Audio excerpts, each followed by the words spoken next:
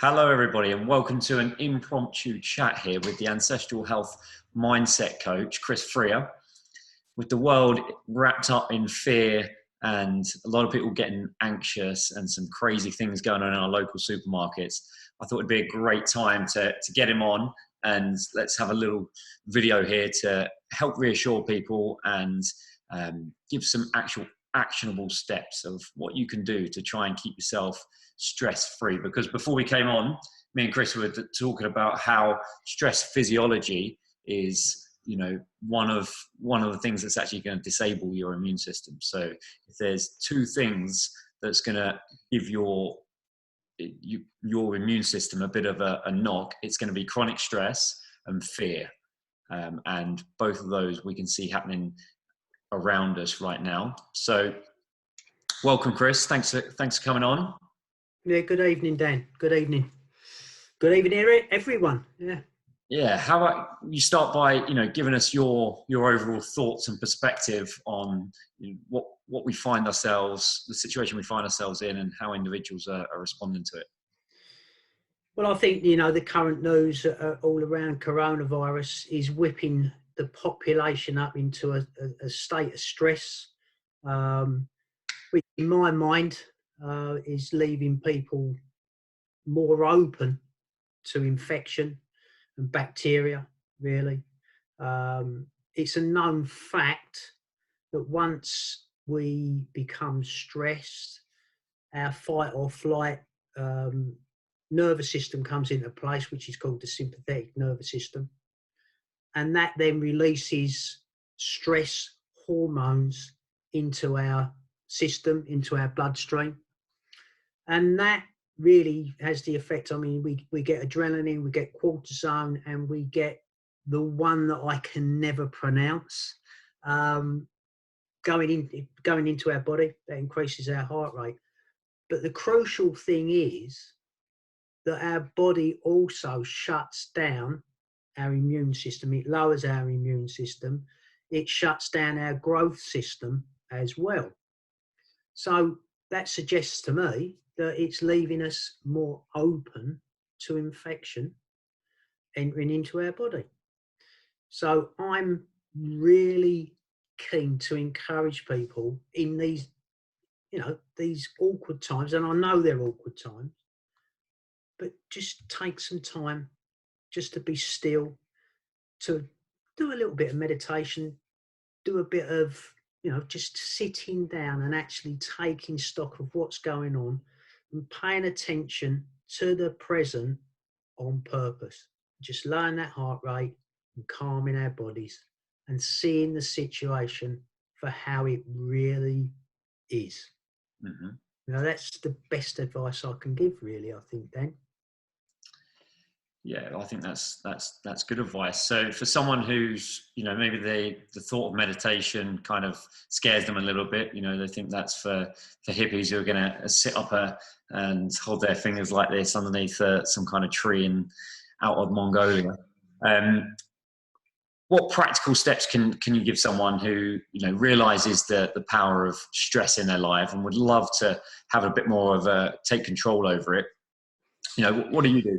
What's your way to keep stress free? A really simple way of just reducing your stress levels is paying attention to your breath. Breathing in through the nose, breathing out through the mouth. And when you get them thoughts that are coming into your head, just acknowledge that they're there, but say, look, I'm taking a bit of time for myself here. I'm going to relax and just come back to and just concentrate on the feeling of how the air is entering your nostrils and filling up your lungs. And with each out breath that you make, just allow your body just to relax slightly more each time. And just be kind to yourself. Be kind to your body and take that time. 10 minutes just to release that stress is all it takes. Mm-hmm.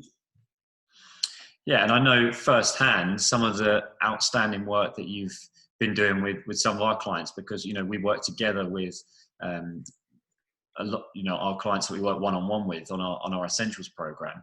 And, some of the mindset work to get to the root cause of people's beliefs and how that drives their behavior and reactions in certain situations has been, crucial to their recovery. So, maybe you can speak to that with one of the examples that you've seen recently of, how important the mindset work is on someone who wants to make physical health recoveries. In the work that I do for you and with your clients, I would say that for most people that I've worked with, there's always something that's happened to them in their younger years that has set up this self-limiting belief that they believe is true, but it is not true. It's not a fact. And it's just been layer upon layer upon layer of misinformation, really. And then when we start to undo that, and we actually sort of start to drill down, and I know this is going to sound really simple, and I don't want people to think it is that simple. But there's a question I often ask people, and I think I'm going to ask our audience as well. Think about a time when you thought something terrible was going to happen, okay? And then really think about it and ask yourself, was that the outcome? Did that actually happen? Or just was it your imagination playing tricks with you? Mm-hmm. And I think you'll find, I'm sure there are some people out there that are going to go, yeah, it was. But I haven't actually, and this is absolutely the truth, Dan, I've never come across to anyone that said, yeah, the thing I thought was going to happen, happened. Yeah, and that leads me to think about the word fear and the acronym that you can use to say fantasized experiences appearing real. Yeah, that's a good one. Can I nick that? I'm going to write that down. You're more than welcome. I've never ever heard that one. I heard it last week. So credit to Majid who gave me that one. Right. Very good.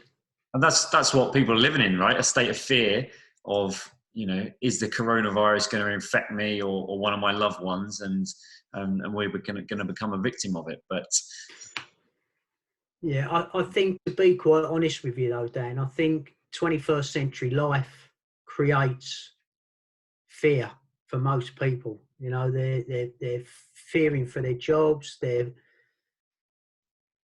putting themselves into unrealistic situations with unrealistic goals.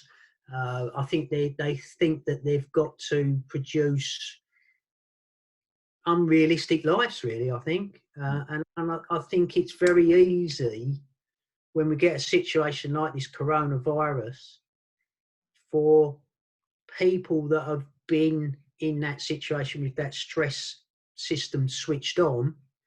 They're just switching over onto another thing, aren't they? Yeah. It really is about being kind to yourself. We've got to start to be kind to ourselves.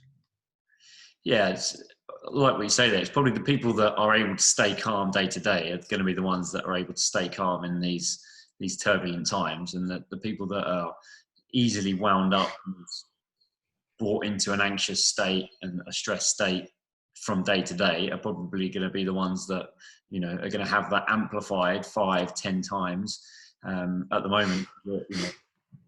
The bombardment of negative news that we're getting from the media. Absolutely. Yeah, you're just going to all you're going to do is swap one stress state for another stress state. Yeah. The reality is, what's going on in our body is exactly the same. We are stressed.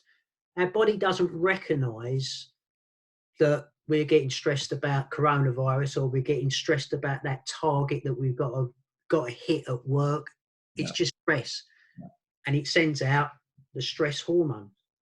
And the reality is, and this is a fact, if you don't believe what I'm saying here, transplant surgeons, right? So before they operate on someone to transplant an organ into someone's body, they start giving stress hormones to the patient to lower the immune system so that the transplanted organ, our bodies are less likely to reject it. So it is a fact, and it is the truth. Mm-hmm. So all I'm actually saying is, if you learn how to calm your stress, you learn how to be kind to yourself, you stand a better chance of not allowing these bugs and bacteria to invade your body. Mm-hmm. It would be better for you. Yeah, and that can happen at any stage. I've seen people that have spent decades of their life essentially living in a fear state, in a highly stressed state, but the body is hugely resilient. There's people's bodies that can put up with that kind of physiology for a long, long time, and yet they still have an opportunity to turn it around and make a better life for themselves, even after 4 decades of that physiology running their life. That's a fact, Dan. That is absolutely a fact. It's never too late. It's never too late to change. I've seen it in people, that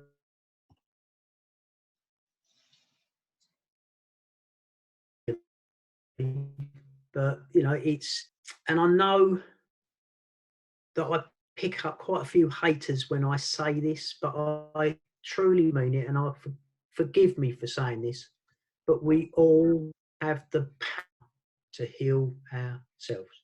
Mm-hmm. Power.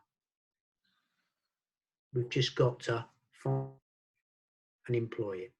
Yeah. Well, we had a little bit of break up there, I think, so it's probably a good time to round up. We've been about 15 minutes or so now. So thank you for your insights this evening, and I hope that has provoked some questions and thoughts from our audience that they can post below whichever medium that they're viewing this in, and we can get back to those individually, and people can reach out to you, because I know you're offering virtual coaching sessions for mindset and your work. So I'm sure I can highly recommend Chris's work, and we can do another one of these if we get similar questions coming up across the platforms that we publish this on. Yeah, thank you very much, Dan, and thank you very much for watching, whoever is. Stay safe, people.